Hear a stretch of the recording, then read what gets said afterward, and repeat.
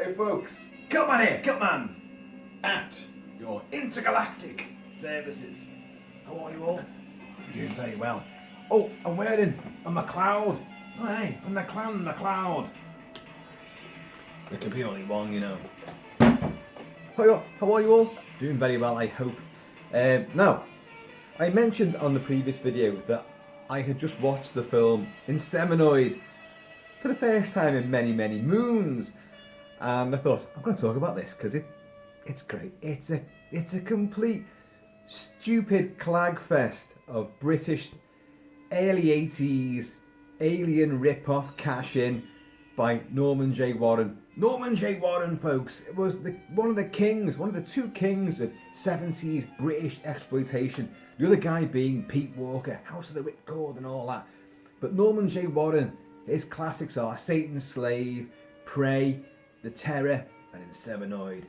And in many ways, Prey was a bit of a sort of prelim for Inseminoid because that dealt with a cannibalistic alien humanoid who invades the country mansion of two lovely lesbians. Yes. Sleaze, titillation, bit of gore. You know, Norman J. Warren's movies are like that.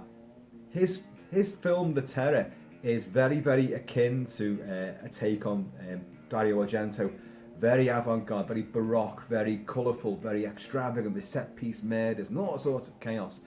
But Inseminoid from 1981 is very definitely culled from Alien from 1979. You may have heard of it. And it gained a huge amount of notoriety because it dealt with, an alien rape of a human woman played by the awesome Judy Geeson, or Judy Geeson. I've always said Geeson, but I could be wrong. I don't know. I stand to be corrected. And she was a great stalwart of British TV, Danger UXB, but in many movies as well. Fear in the Night, Doomwatch, The Eagle Has Landed. She also starred opposite John Wayne in Brannigan when John Wayne played Chicago cop Brannigan coming to Blighty to take down another mob lord, and she's great in that. And she's always got To Serve With Love. She's in that as well, and she's always got that sort of cute girl next door sort of quality to her. A sultry 60s babe. She did a lot of modelling in 60s miniskirts and, you know, the Who style Target tops and all that. Very, very sexy woman. Now resides in California, I think. But she plays Sandy, who is one of a rather large mixed group of astronauts who are on this distant planet.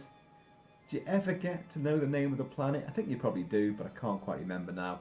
And they're doing some kind of bizarre research in the mines of deep below this strange planet.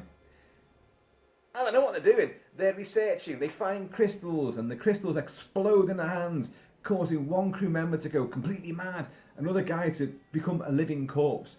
But don't go thinking zombies. He's just literally comatose. His eyes are open, and they cast him because he could keep his eyes open as the camera zoomed in, painfully slowly towards his limp body, and he didn't blink at all until Norman J. Warren said, the director, said, like, at the last second on cue, just move your eyes.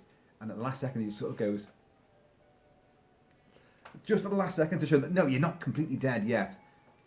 But folks, he is. He does nothing else.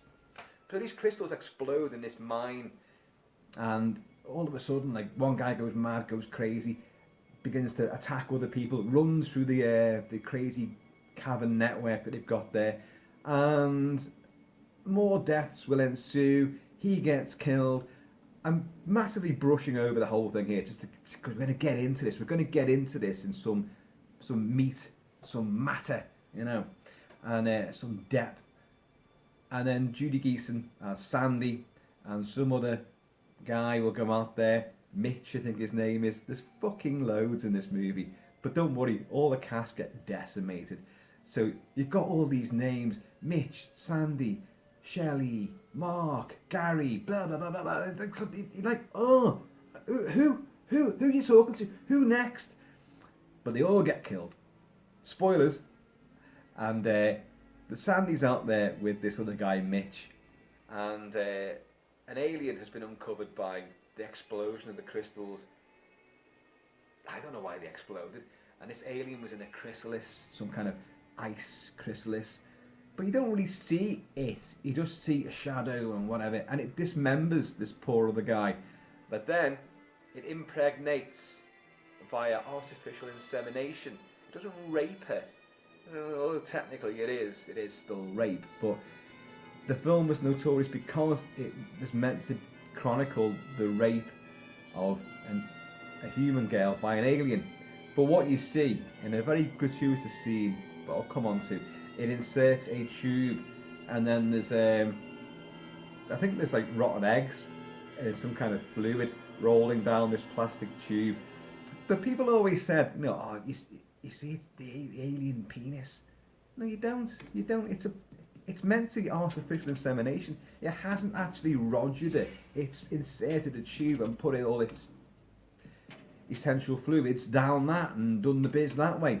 And then she goes crazy because she's pregnant, and she's quickly pregnant with an alien beastie, and she goes on the rampage and starts killing off all the other members of the team. And the film details one hell of a lot of running around caverns and caves and tunnels and mine shafts, because this film, folks, was filmed in Chiselhurst Caves in Kent.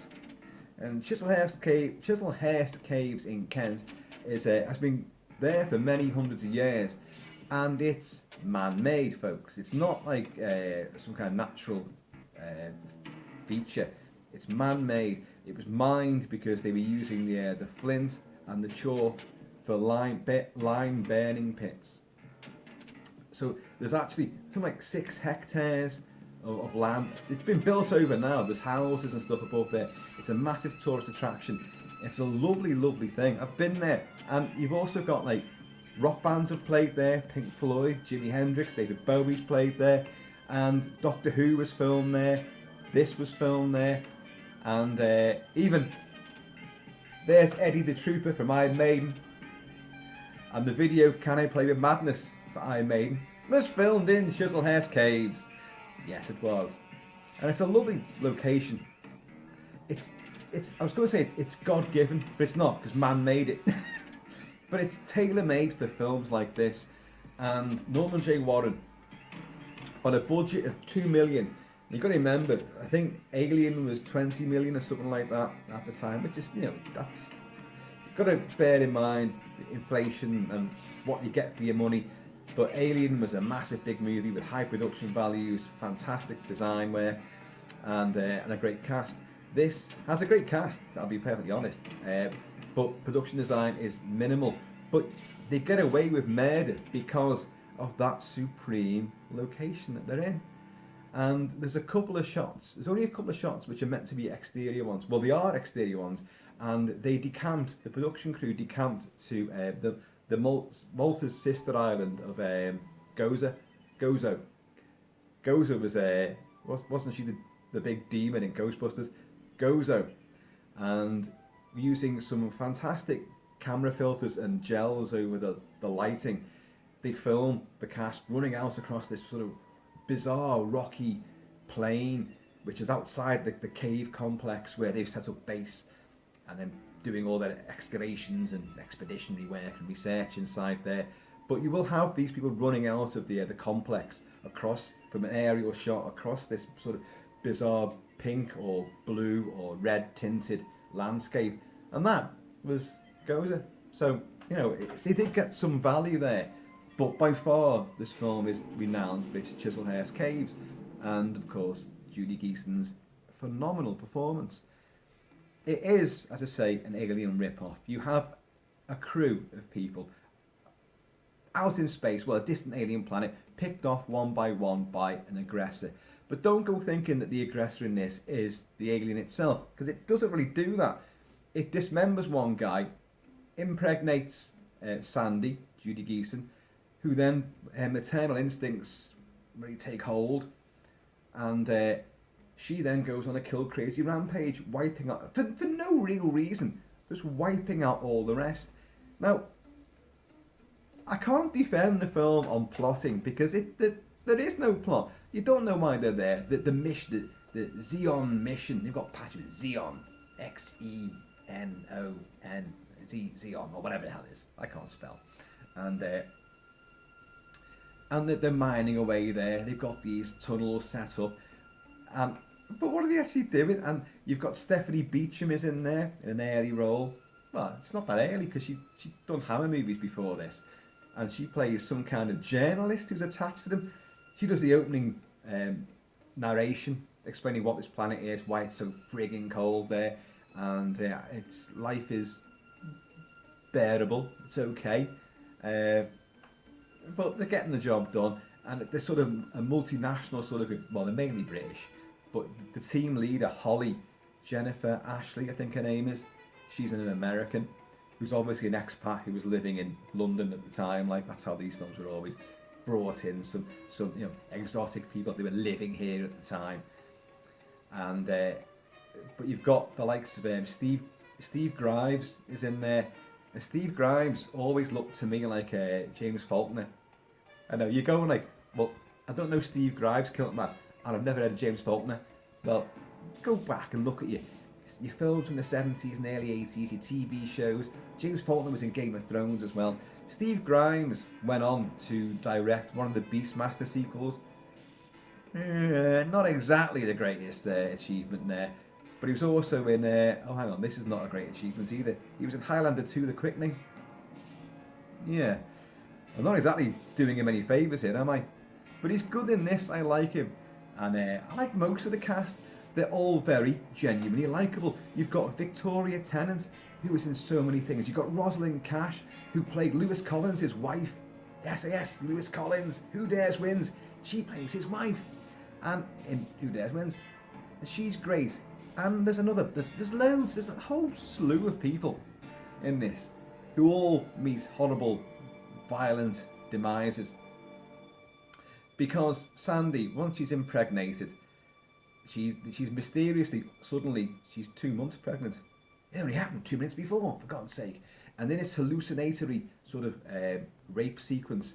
She's lying on this kind of bizarre bed with glitter being dropped on her, and she spins her. Well, the camera makes her seem to spin around in this ethereal glowing light. And then she's naked, which was a huge draw. The notoriety of this movie, again, as I say, sex and violence. People make the mistake of thinking it was banned. It was never banned. It was removed from shelves, but it's never officially banned. And it got an X certificate in the UK when it first came out. There was lobbyists against it in America because it depicted pregnant women in a very bad light. But all they did was add to the film's notoriety and just added to the queues at the cinemas. So it made money because of that. And then it came out again, uncut. Well, it's not that violent. It's violent, but it's not that gory. It's not that explicit. And sex-wise, there's some nudity, but it's only during this insemination sequence. There's no sex anywhere else in it at all, and no other nudity. So it's actually very, very tame. So when it came out again on home video, it was given a 15 certificate, and it still retains the 15 certificate now, which really shows you how times have changed. This film was very problematic. Well, we'll come on to all that, but it caused a lot of controversy at the time. And, it's not hard to see why. Thematically, a woman being impregnated by an alien and then going crazy defending its alien children. Because yes, it's twins, folks. Aye, it's twins. One of the things about the movie, which they only hint at, is that they find some hieroglyphics on the wall right at the very start. And like, can you tell what it means?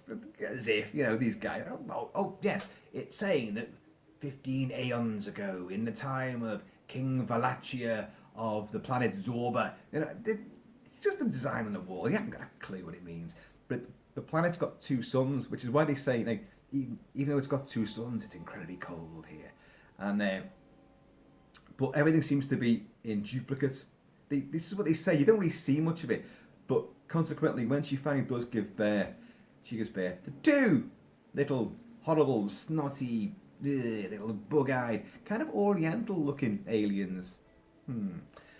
So that there's an idea there of sort of the twin sort of format, but it's not expanded on. But yeah, she goes crazy, begins to kill everybody, defending, her impending pregnancy. She has an attachment with Mark, and Mark is played by Robin Clark, I think it is, who's I think he's American, might be an American actor, and they're a romantic sort of attachment. You don't really know the dynamics between all the crew members. I think Gary, who's Steve Grimes, Steve Grimes, I think he has an attachment with some other girl, Victoria Tennant maybe, because she's massaging him at one point. I don't know.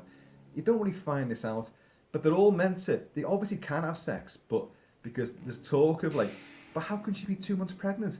We all took our tablets, so there's sort of family planning sort of tablets on the go, so they can clearly be screwing around, but we don't want no babies out here. Well, tough shit. You've got two snotty, fanged alien bastards who are going to be hungry when they wake up.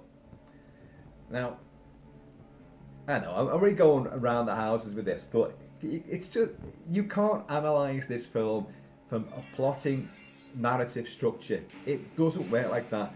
Norman J. Warren clearly just wanted to make an alien movie, but he couldn't have an alien running around, so he uses humans, like the guy who goes mad at the start, and then obviously Sandy, Judy Geeson, going mad and killing everyone and gaining strength at the same time. And a nice touch is that when she pursues somebody outside, and he's got it's Gary, it's the James Faulkner looking like, he's got his visor on, his oxygen suit and all that, and he's out there and he's got a weapon with him, like, and he's like, she's coming out the airlock. Don't worry, she can't breathe. And the other survivors are listening on the intercom, like, and they go, yeah. She's like, and then suddenly she goes, and picks up. They've got these guns which are genuine weapons. Well, they're tools for putting equipment into rock faces, like, not when you rock climbing, you're putting a pit on in with the little jack gun thing there. Not like that. These are like from building sites and quarries and excavation sites, and they put drill bits in or stuff to expand rocks. But in this case, they're firing like bloody big drill bits, and they're darting people with that. So she picks up one of them, and he's like, "Oh God, she can breathe the air," because she's becoming alien herself. And she fucking drills him, and then she rips his guts open and begins to eat. Again, I'm making that sound gory. It really isn't. There's a bit of claret going on, but mainly you see the aftermath of people. And there's a lot of bodies being dragged around, which I like about it. It gives it a bit of a mean-spirited feel. So a lot of people who've been beaten up by Sandy, she then drags them just by their hair. Some of them still alive, twitching, drags them away to be devoured round the corner. And she hangs the remains up on ladders and gantries and stuff like that for other people to blunder into. And I like that. I do like that kind of, that dark, nasty streak to it. It might not be that graphic, but there's enough elements there to you go, ooh, she's horrible, isn't she? But this film belongs to Judy Geeson. Holy shit. I've always liked it, as I said before, I've always liked it, I've always been attracted to it. And but I think she's a good actress too. She has that girl next door sort of quality, but she's a good actress. And with the material she's given here, Jesus Christ, does she earn her wage? Oh my God. Norman J. Warren said that even on the days that she wasn't required for filming, and it was only like literally out of a 4 or 5 week shoot, there was only about 2 or 3 days where she wasn't meant to be on set. But even on those days, she came in because she just loved to be there and see what was going on and just to be involved in it all. Got to admire that, because down in that Chiselhurst Caves, it was so damp, it was so cold. When they're not outside, when they're wearing the oxygen suits, and it's because it's meant to be freezing, they've got thermostats on their suits. That's an important thing. I'll come on to that in a minute, because that plays a crucial part in the early death scene. But when they're on the interiors in their complex and the tunnels and that, they're just in t-shirts and jeans. But apparently it's bloody freezing. And when they left equipment there, at the end of one day's shoot, to come back the next morning, the damp had permeated the lights and the cameras and everything, so you had to dry everything out. Then they had to cover stuff up all the time. When people stopped filming, they were putting blankets around themselves. It was that cold down there. You get the impression that almost like George Romero for Day of the Dead had seen this and thought, an underground bunker, a cave complex, I could work with that, yes. But of course this was an underground silo, a genuine silo. These were genuine caves, and both films really exploit those locations perfectly.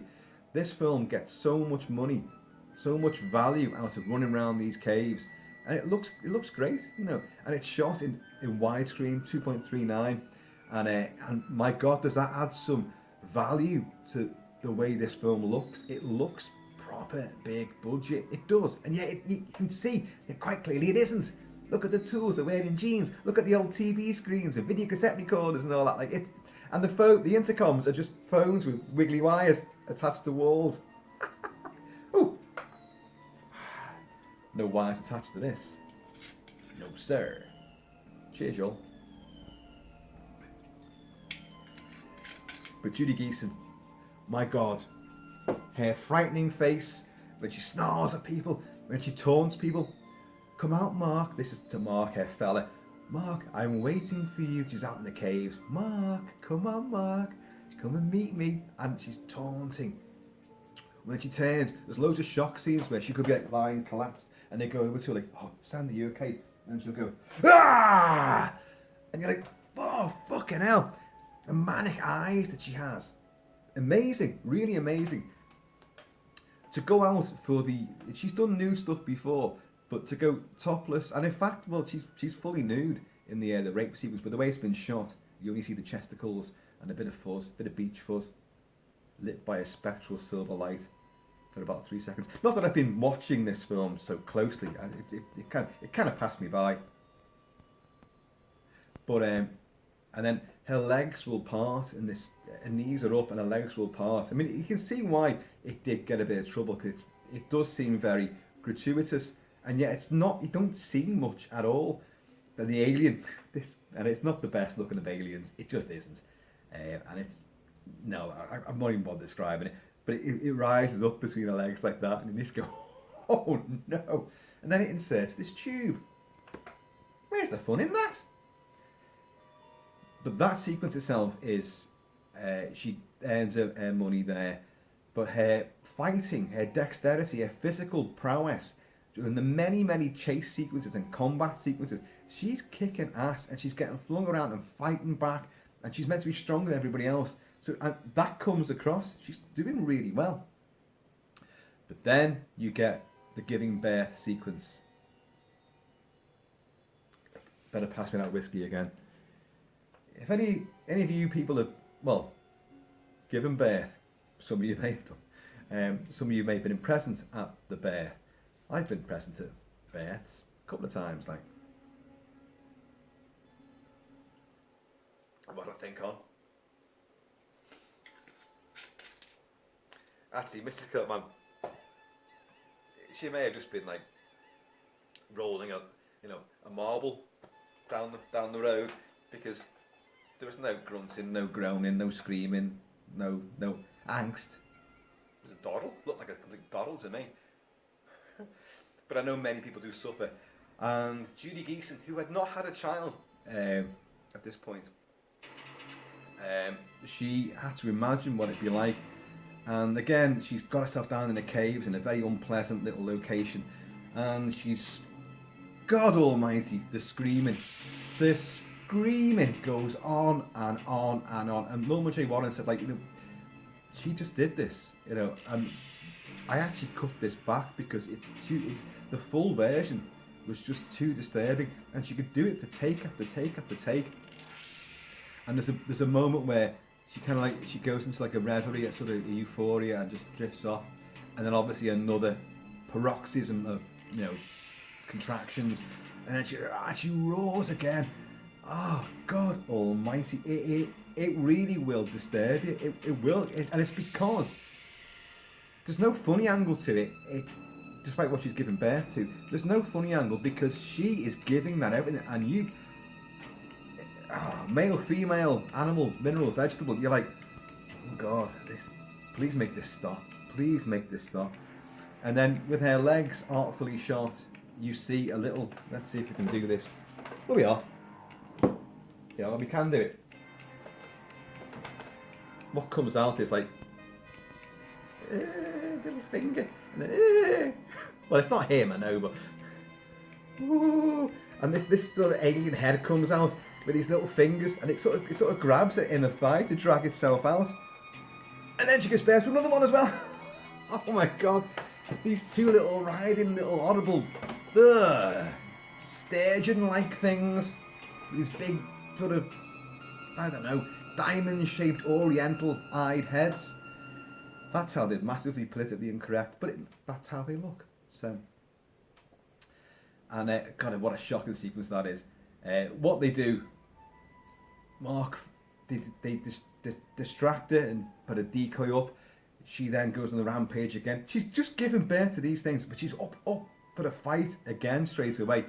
And Mark gets these kids, wraps them up and runs off with them. Gives them to, there's only two other survivors now. One of which is Stephanie Beacham, and one of which is, and I forgot the girl's name, but anyway, she's great. Hold on to these, because, you know, if we've got these, she's got to come for them, and we can get it. They've got explosives. These little strawberry-like magnets, they put them on metal surfaces, and they've got a detonator, and so they've got, going to blow it up. But she's nicked a load of these herself, and she, in a great explosion, she blows an airlock door off, which really, the camera's looking right at it. And say I'm the door, I'm this big door, and Sandy, Judy Geeson's put these explosives on it, and she walks off down the steps, goes, blows it, and this door just goes, boom, bounces out to you, and then stops on the gantry, but sparks, flames, smoke's gone everywhere. Looks really good, and you're thinking like, shit, they really worked that out well. That could have smacked right into the camera, and the camera crew, obviously. And then Sandy goes into this complex and blows up all this stuff. And in a great feat of strength, she's knocking over computer consoles, huge, not like our little desktops or laptops. No, these are huge, big, old sort of Blake 7, Moonbase Alpha style computer things. Judy Geeson was in Space 1999 as well. Sure she was. She's knocking all these things flying. But there's no one there. She's like, because she wants to kill the rest of them. And they've got these two little writhing little bastards.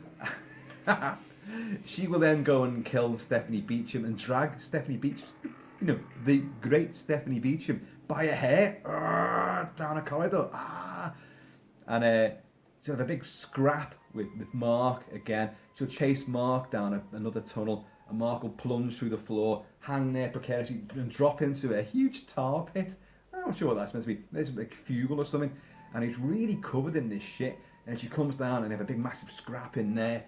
And he manages to, in a really, actually this is quite a shocking scene, he gets some cables and wraps them around her throat.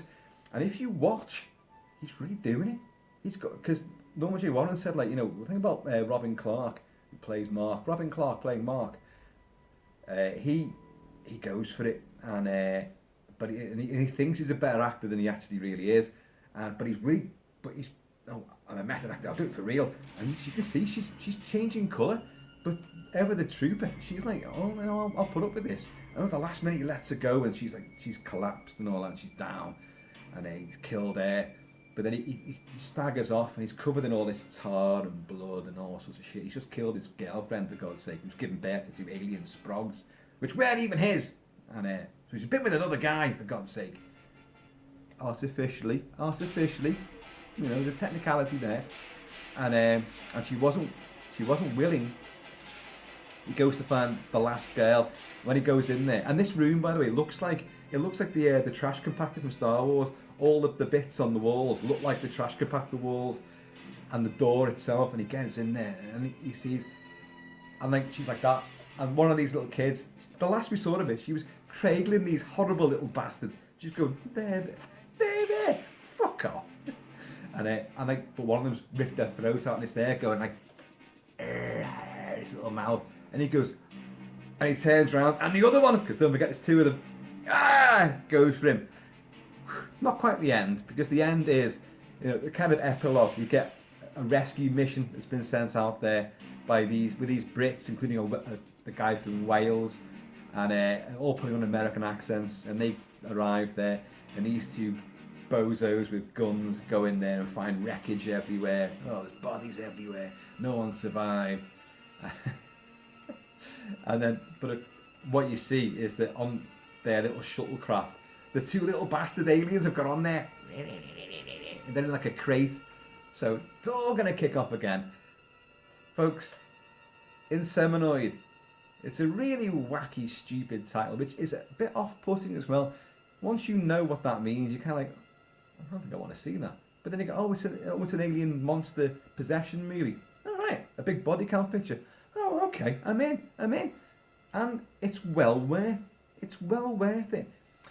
You've been listening while I've been talking here to the score by John Scott, and it's very electronic. It's very early 80s. It's not the most dazzling of electronic scores. Because I play a lot of these. I've discussed electronic stuff and unusual movie scores many times, and this is by far not the best. Lots of whooshes and weirdness, and a bit of sort of electro lounge as well. But it is good in its own right. Sort of low key, low budget, just a couple of keyboards and a Moog or whatever he's used. But John Scott's a great composer. His name is not as big as it should have been, because he did some great scores, but he just never hit the big time. He did the likes of The Final Countdown above the USS Nimitz aircraft carrier, going back to the eve of Pearl Harbor, and I've covered that movie a lot, so look back on that. And his score for that is fantastic. His score for the tripe fest that is the film King Kong Lives, the sequel to the 1976 King Kong, which I love, by the way, but the sequel's fucking pants. But his score is amazing. He elevates even poor movies with brilliant soundtracks. And this is a bit more experimental for him. It's not quite his usual sort of thing, which is why I don't think it works as well as it could have done. But I still love it. Listen to it.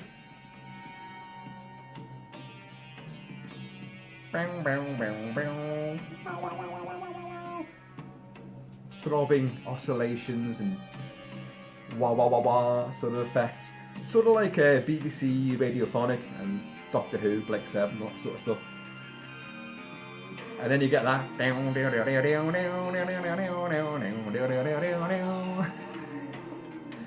which kind of makes you think there's some kind of sultry, sleazy sex scenes in it between the crew. There really isn't. There is a very brief, very unusual sort of just nude hugging sequence between Mark and Sandy, Robin Clark and Julie Geeson early on, but you take place. Sorry folks, the file just changed there. If you missed what I said there, I said you don't get the impression any actual nookie took place, and that seems to be a bit this film has missed out. Being that Norman J. Warren was a king of exploitation and had used sex and sleaze quite a lot in earlier movies, that why didn't he really employ it here? Most of this film is people running around these caves and really going hell for leather.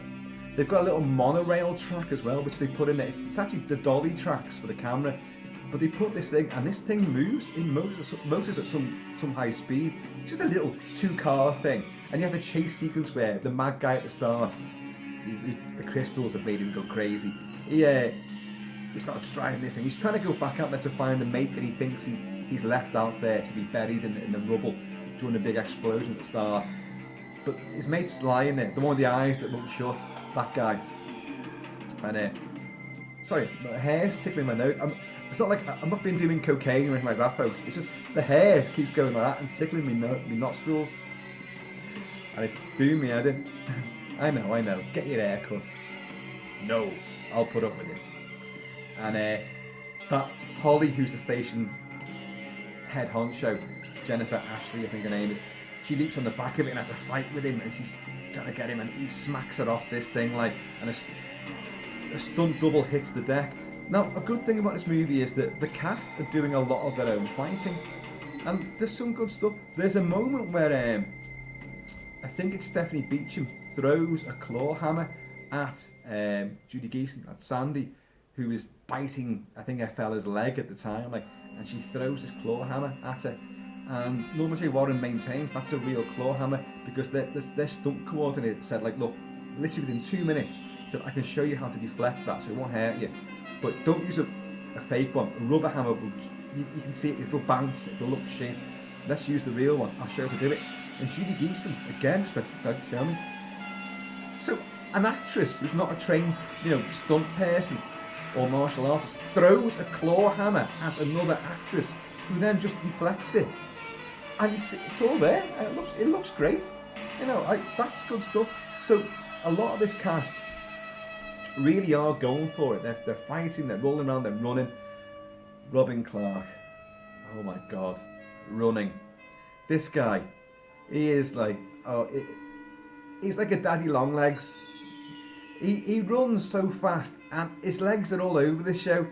So you see him, full body shot, sort of running from the distance down tunnels and caves and that, like, and corridors, hurtling around. There's all different, like, tributaries of caves, which way should I go?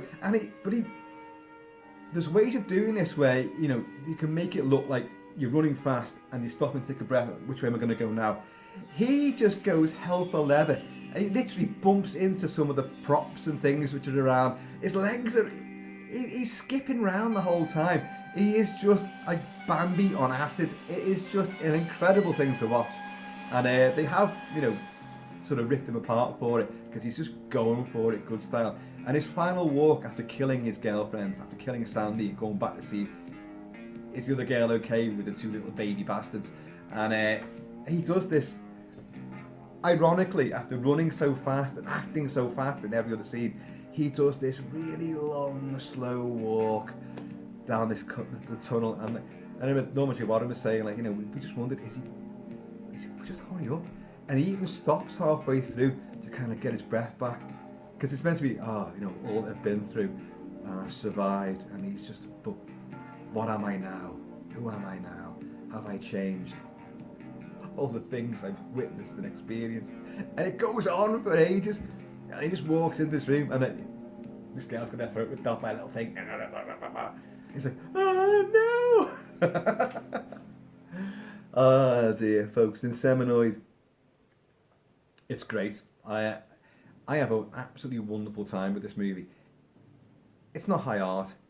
It looks immensely better than it actually is because of the super widescreen format. And the production values of using that cave system is, you can't beat that. That's genuine, that's real. So they've really got that in spades there. All the actors being very physical, running around, doing this, doing that, fighting, running, moving.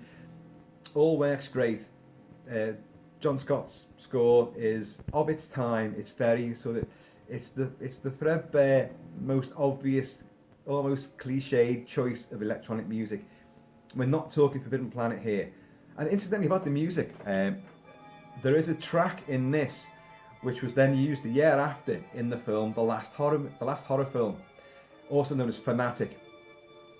Caroline Munro and Joe Spinell, Maniac, Star Crash, Caroline Munro, Joe Spinell, fucking what a great double act. Love these two, adore Caroline Munro, and I still mourn the loss of Joe Spinell.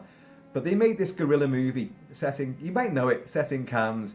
He plays a New York taxi driver called Vinnie Durand who wants to make a movie with Janet Bates, who is Caroline Munro, who was just doing the TV quiz show 3 to 1. So she's got the long big hair and the two white streaks in her hair, looking like a skunk. Elvira crossed with a skunk. But I think it looks great. I don't mind blonde streaks at all, having sported them many times myself. And in that film, it's a film within a film within a film within a film, the way it works out.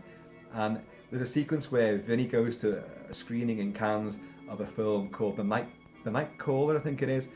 And this guy's walking down the street, and some old bag lady, hits him with a machete. And down he goes, and she claws open his chest, eats his heart, and she goes for his eye, takes his eyeball out. But it plays the music from Inseminoid, John Scott's music from Inseminoid.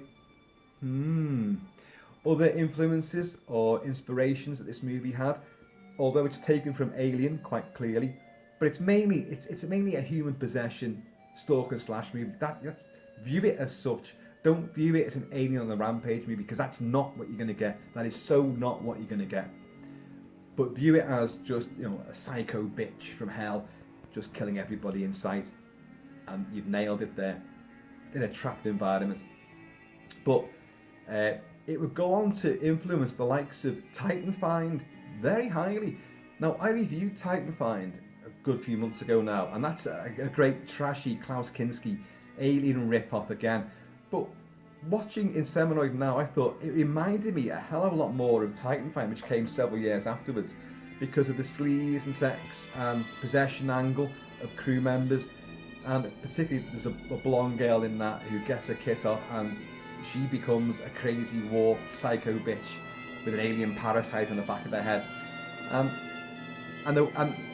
it's similarly shot as well, very low budget and running around corridors all the time.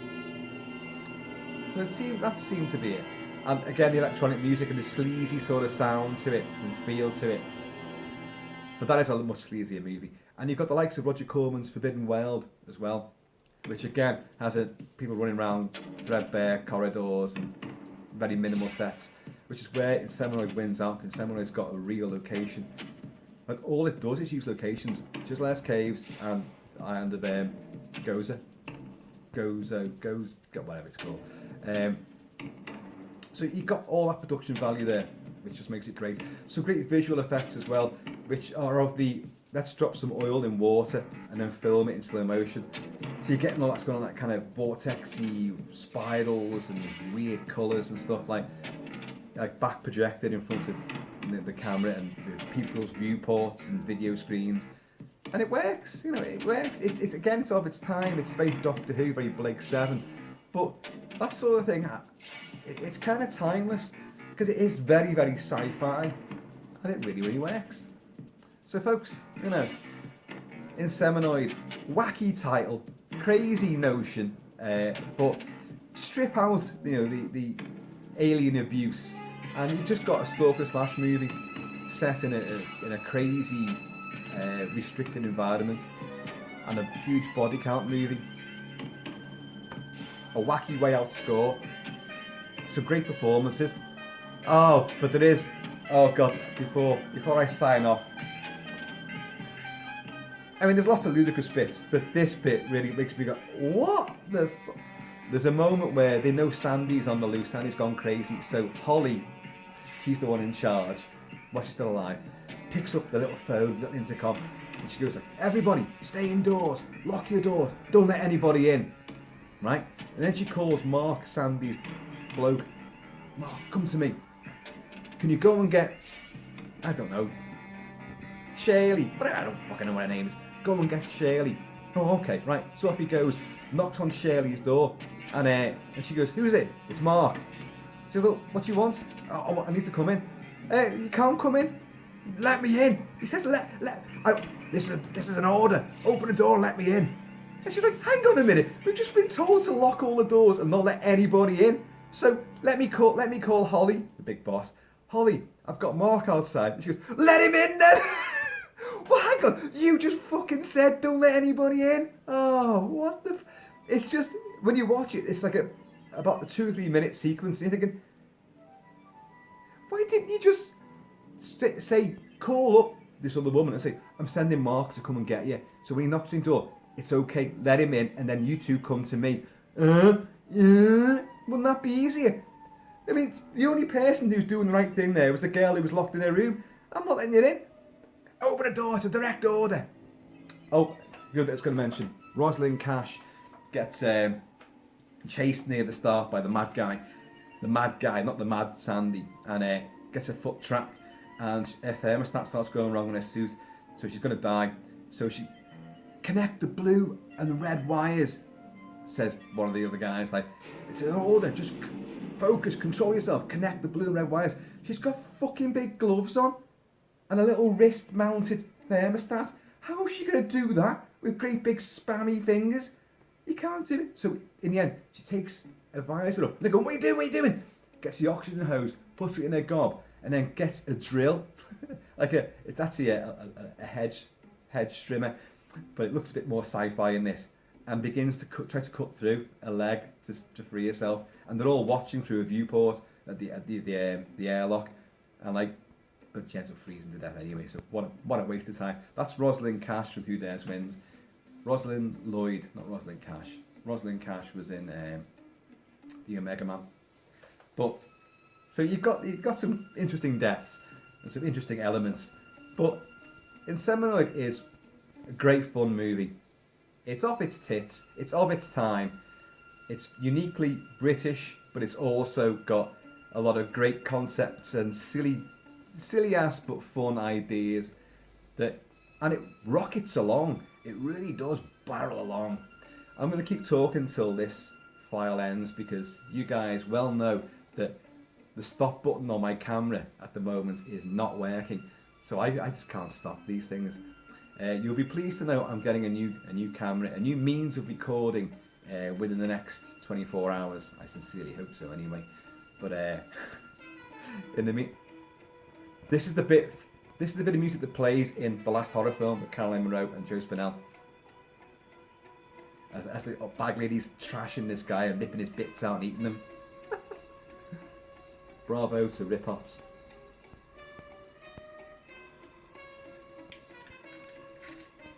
I can't even think where it plays in Inseminoid, but it is there. So, folks, it's on UK Blu-ray at the moment, and I think it's on American Blu-ray as well. It's on from Powerhouse Indicator in the UK, and it's well worth it. The poster art was always like two astronauts looking between the legs of this poor unfortunate Sandy, and as a little thing's coming out, and they go, "Oh, that's exploitation for you. That's going a little bit, you know." But I'm just waffling now. I'm just killing time. Let this end of its own accord.